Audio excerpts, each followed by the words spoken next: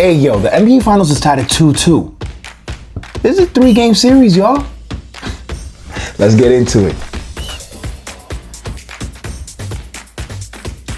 What's up, y'all? Welcome back to another episode of the Back to the Game Sportscast. I'm your host and your boy, Samuel Maria, and I am so grateful for you to tune in on a very exciting episode as we wind down on the NBA Finals. Game 5 is tonight in OKC, and I gotta say, this has been one of the best finals that I could ever remember watching, as far as just game-to-game competitiveness, and also just, I don't remember the last time there wasn't some extracurricular narrative to the NBA Finals. Even with my Celtics last year, it was about Jason Tatum and Jaylen Brown. Could they get over the hump after knocking on the door for so many years? This one just seems to be about basketball. Two young teams who overcame the usual youth narrative that it takes time to not get to this level, and are playing excellent, mature, grown, clutch, and gritty basketball to get to this point.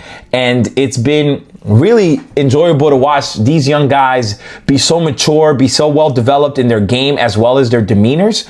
And it's created for an extremely compelling series that has been mostly just about basketball. And I think the biggest winners in all of this has been not only the NBA, but not only fans, but the game of basketball, which was going in a really weird direction most of this season when it comes to the NBA and the kind of style that was being played and all of the stuff around the viewership and fans' frustration with the game. These playoffs as a whole, and then these finals have really kind of flipped that narrative on its head. We'll see if the NBA can actually keep this up, but it's been an entertaining and incredible thing to watch. So let's really get into it. Game 5 is tonight. The series is tied at 2-2, and with each team winning once on their home floor and once on the road. So I gotta say, I'm really impressed with both these teams, but I'll get into OKC first. In OKC, we got this team that's been the best team in the NBA all year, but everyone kept waiting for them to falter due to their youth and inexperience at this spot. Usually we don't see teams who's led by a first-time MVP, under 30. Usually it's 7th, 8th, 9th year in the league. You get over the hump. This team is a beast. I mean, not only are they strong and long and athletic, but their youth allows them to play the same intensity of defense throughout the whole game. And it's really impressive to watch. And then they got this one player who's really like a throwback for guys my age and maybe a little older, fans my age and maybe a little older. He reminds me a lot of the star players from the 90s and the 2000s, early 2010s, where it's really about getting to his spots, being efficient, and making clutch baskets. And that's SGA to a T. Along with his incredibly cool, calm demeanor, it's been a pleasure to watch. And then they're going up against the Spacer team, who has surprised everyone. I think most people would have had this series at this point being maybe at 3-1 OKC. Instead, it was almost the Pacers that went up 3-1, which we'll get into that in a second, in that Game 4 debacle and what it means going into Game 5 for the Pacers. But they have not only competed with OKC Thunder, but at times they've looked a lot better than them as far as the options and how they play offense and the pace. They've been able to keep their pace of game up, and they've stolen a game. They've given a game away. They've been in every game. Their star players have played like stars. Their bench has come through. They have had incredible energy and efficiency and team play from everyone involved, from the star players in Halliburton and Siakam to McConnell and Matheson and Turner and Obi Toppin. They're all just on the same page, and their chemistry is undeniable on the offensive side of the floor. They're pretty good defensively too. And so what this has created is like a NBA level, skill level NCAA clash, where you have a bunch of young guys who are really hungry to make a name for themselves, really hungry to take themselves to the next level, and you're seeing what you're seeing in these NBA finals. And so I think going into tonight's game, the biggest thing I'm thinking is when it comes, I think OKC with this last win did two things highlighting in these NBA finals thus far. The first being, each team has now evened out the momentum in the series.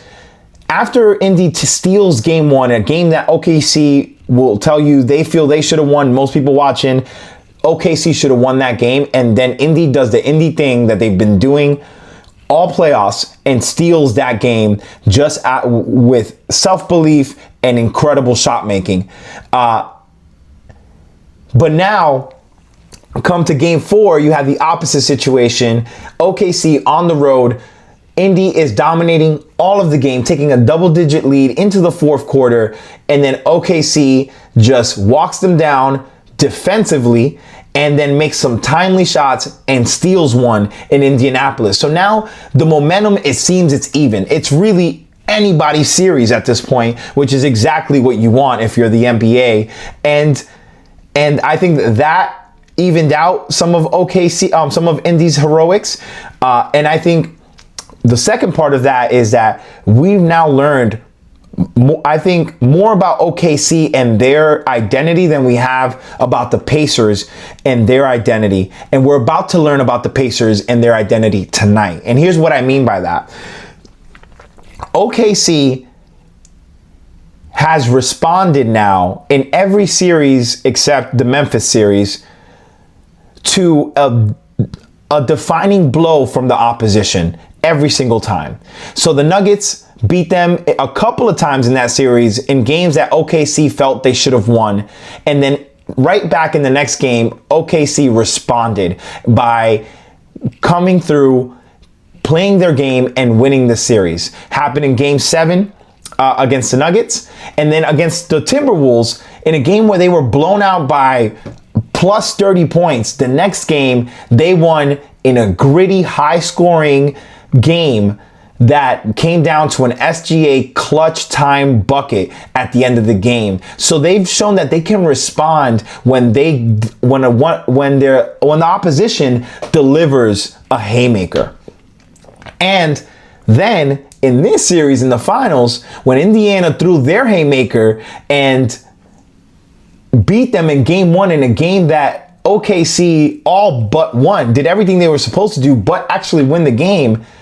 Game 2, OKC came back and won that game pretty convincingly, establishing themselves as the best team in the NBA all year.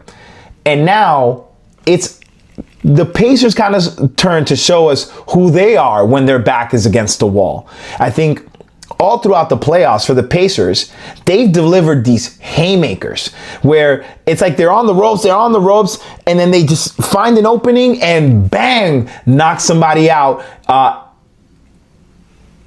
And so far, whether it's been Milwaukee, whether it's been the Cavs, or whether it's been the Knicks, that team, that fighter has not been able to recover from that haymaker that was delivered. In every one of those instances, after Indiana stole a game, they were either able to close out the series or win the next game and eventually go up 3-1 and win each series in either 5 or 6.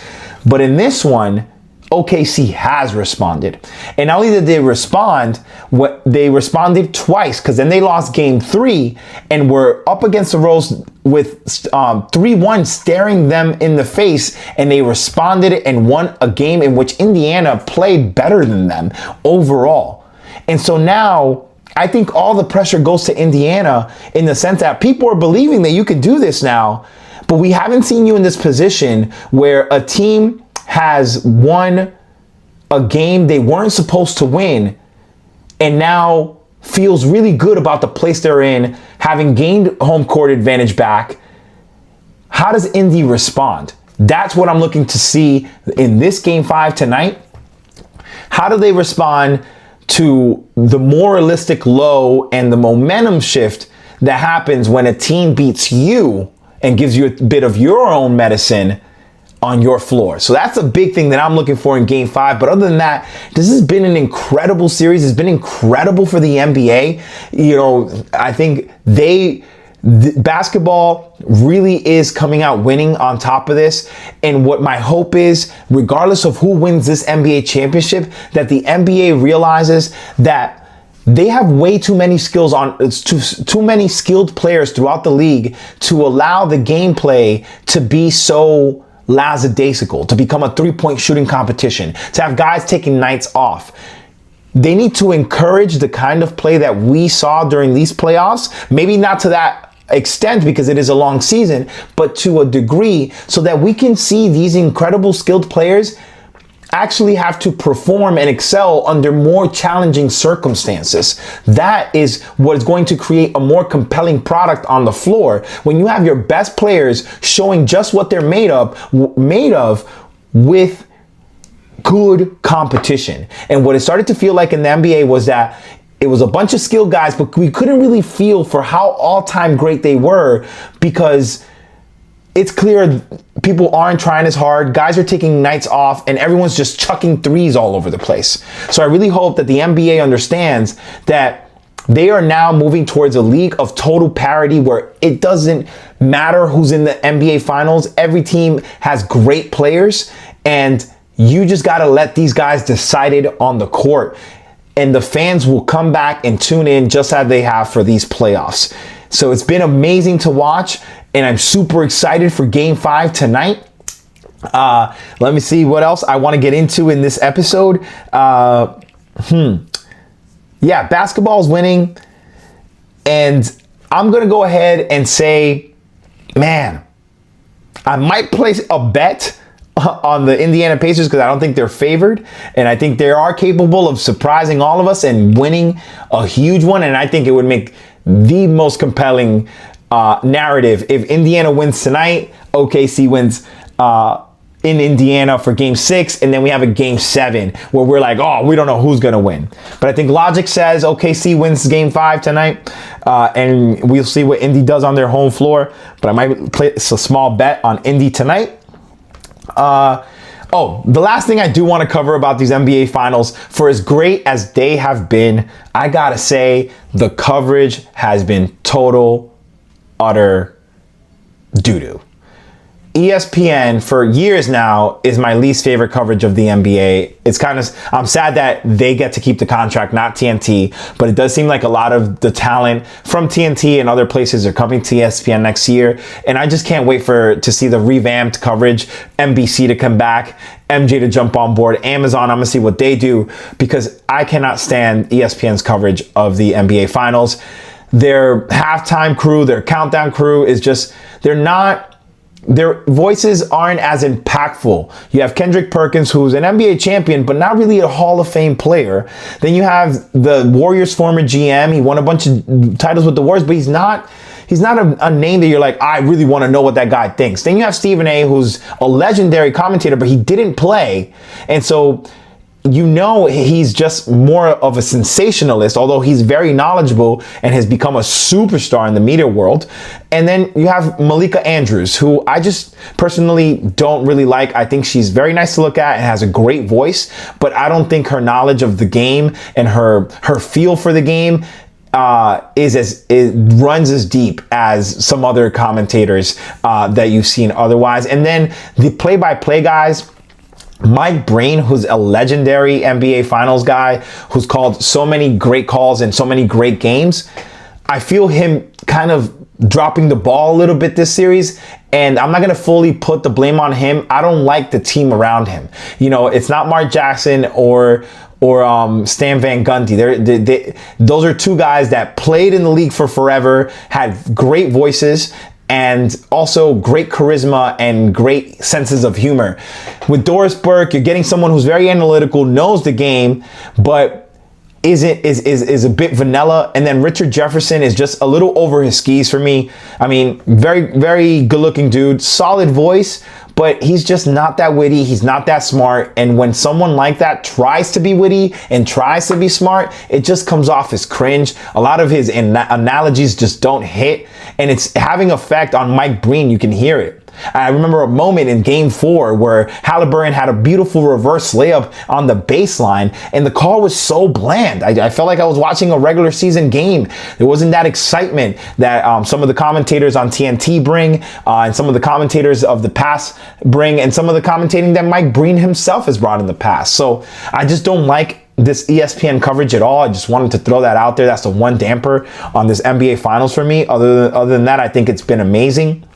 And I think last but not least in this episode, I just want to touch upon and highlight my girl, Caitlin Clark, and that last game she just had against against the New York Liberty. She balled out. I mean, she is so special, guys. She is unbelievable at what she does. No one else does it. She truly is the Michael Jordan of women's basketball, as in there will always be the WNBA before Caitlin Clark and then after Caitlin Clark. And you got to pray and ask that the WNBA gets their act together and really just starts pushing her more than ever. I mean, how does she not even still have a signature shoe out? Like, am I crazy, or are we missing out on millions of dollars when it comes to this young lady and millions of influence and new eyeballs? I think the WNBA's ego and their whole obsession with equal opportunity and social justice is just doing them in.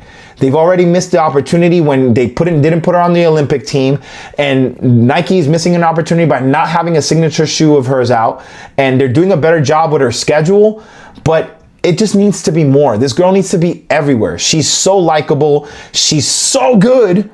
I mean, she's Michael Jordan in impact. She's Steph Curry in skill level and the kind of style of play. And then she has some Steve Nash in her, where she's just an incredible playmaker. So I'm rooting for you, Caitlin. You're the only WNBA jersey I have, and the only WNBA games that I tune into. And she's amazing, mainly because she loves the game. She doesn't cheat the game. And that is the biggest blessing for this in that whole situation with the WNBA. You got a girl who is committed to the game. And that's beautiful to see. So shout out to Caitlin Clark. Those 7 threes against the New York Liberty were absolutely incredible. I mean, it wasn't even, I don't think it touched the top of the net. It was just the bottom of the net. It was just shoof, shoof. She's a straight sniper. And it's just so exciting to see. There's no one like her in the WNBA, so I want to keep encouraging people to check her out and support her. She's amazing. So this is the end of this episode. Thanks for tuning in. We'll probably touch back base after the finals is over. But until then, go ahead and like, share, subscribe. Let me know what you think of the content. And if you like what you hear and see here, go ahead and share with your friends. Go ahead and comment below if you disagree or agree with my take. Who do you think is going to win Game 5? Either way, it's been an incredible series. So I can't wait for tonight. All right, guys. Thanks for watching. Peace and love.